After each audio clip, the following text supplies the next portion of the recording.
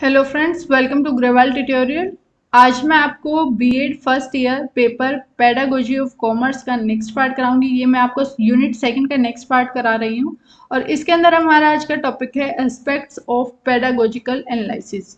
इसके अंदर सबसे पहले आता है कंटेंट एनालिसिस, यानी कि आप सबसे पहले कंटेंट के बारे में पता लगाएंगे कि आपको पढ़ाना क्या है, क्या आपका पूरा सिलेबस है, किस तरीके से आपको जो है चीज़ों को नोट डाउन करना है, किस तरीके से आप बच्चों को पढ़ाएंगे। तो उसके लिए आपको पहले कंटेंट को देखना होगा। In the process of content analysis, the prescribed unit or the topic is analyzed into various consequent। यानी कि आपको क्या है, पहले जो आपको जैसे कि 4 यूनिट दी गई हैं इस सब्जेक्ट में, कॉमर्स जो हमारा सब्जेक्ट है उसमें कितनी यूनिट है, हमारी 4 यूनिट है। अब आपने सबसे पहले इन चारों यूनिट को देखा होगा कि किस तरीके की है। मान लेते हैं ये देखा होगा आपने कि कौन सी यूनिट जो है ज़्यादा टफ लग रही है, कौन सी ईजी लग रही है। तो ये सारी चीज़ आप पहले नोट कर रही हैं। इसी तरीके से टीचर भी क्या करता है, टॉपिक को मेजर और माइनर सेक्शंस के अंदर डिवाइड करता है, या फिर सेक्शन या फिर सब सेक्शंस के अंदर डिवाइड कर देता है उस टॉपिक को, टॉपिक्स या फिर सब टॉपिक्स के अंदर डिवाइड कर देता है। इसको हम जो है कंटेंट एनालिसिस कहेंगे।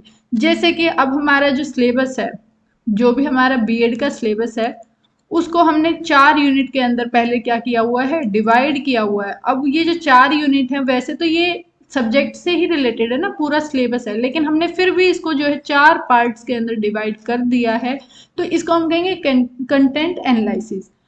While analyzing the content, the teacher should keep in mind the following point। जब भी टीचर इन चीज़ों को नोट कर रहा है तो उसको ये चीज़ें ध्यान रखनी चाहिए।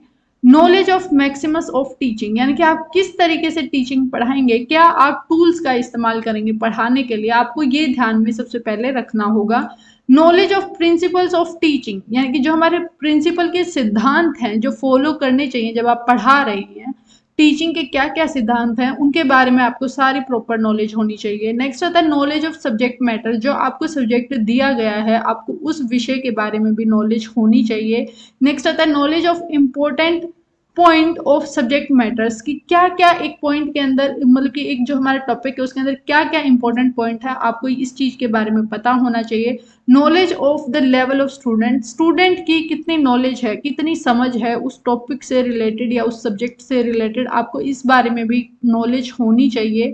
Knowledge of the level of the student. Next आता है knowledge sequence in subject matter, कि आपके जो सब्जेक्ट है उसमें कौन सी किस तरीके की हम सीक्वेंस बनाएं जिससे जो है बच्चों को आसानी से चीज़ समझ आ जाए।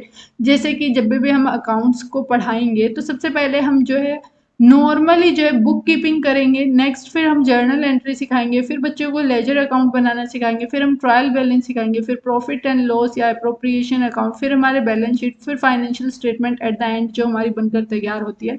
यानी कि हम एक प्रॉपर सीक्वेंस में बच्चों को क्या करेंगे, पढ़ाएंगे।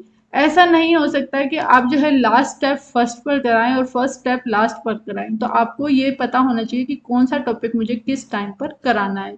तो ये हमारा है कंटेंट एनालिसिस। नेक्स्ट जो होगा वो होगा डिटर्मिनेशन ऑफ ऑब्जेक्टिव। अब जो आप जो काम कर रहे हैं, यानी कि जो आप एनालिसिस कर रहे हैं, जो आप पढ़ाएंगे बच्चों को, उसका एंड जो ऑब्जेक्टिव है, जो आपने टारगेट सेट किया है, वो क्या होगा। The teacher enlisted the objective which determines the learning outcome, यानी कि क्या हमारा रिजल्ट रहेगा जब हम उस चीज़ को पढ़ा देंगे बच्चों को। The knowledge of the level of teaching help in making teaching objective in behavioural terms. Objective क्या होंगे हमारे, ऑब्जेक्टिव अब 2 टाइप के होते हैं, एक होता है स्कोलिस्टिक और एक होता है नॉन स्कोलिस्टिक। स्कोलिस्टिक के अंदर यानी कि नॉलेज, अंडरस्टैंडिंग एंड एप्लीकेशन, बच्चों को नॉलेज दी जाएगी, अंडरस्टैंडिंग दी जाएगी और उसको कहाँ हम यूज़ करते हैं उस चीज़ के बारे में बताया जाएगा। नॉन स्कोलिस्टिक का मतलब क्या होता है, पर्सनैलिटी डेवलपमेंट होगी बच्चे की उस चीज़ से, फिजिकल डेवलपमेंट और सोशल डेवलपमेंट वगैरह की जाएगी। यानी कि आपका ऑब्जेक्टिव क्या है, आपके ऑब्जेक्टिव 2 चीज़ों के ऊपर डिपेंड करेंगे जब भी आप कोई भी टॉपिक को पढ़ाएंगे। एक हमारा स्कोलिस्टिक ऑब्जेक्टिव होते हैं, एक हमारा नॉन स्कोलिस्टिक ऑब्जेक्टिव होते हैं।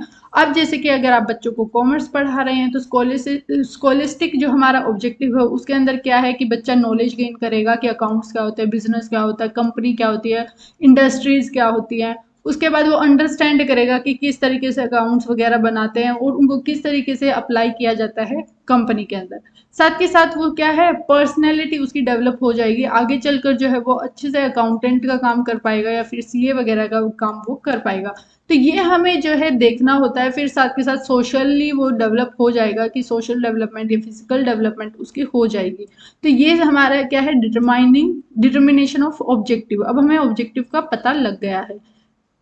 आज की वीडियो में बस इतना ही। आज हमने जो है हमारे स्टेप कंप्लीट किए हैं। फर्स्ट है content analysis and second one is determination of objectives के बारे में हमने स्टडी किया है।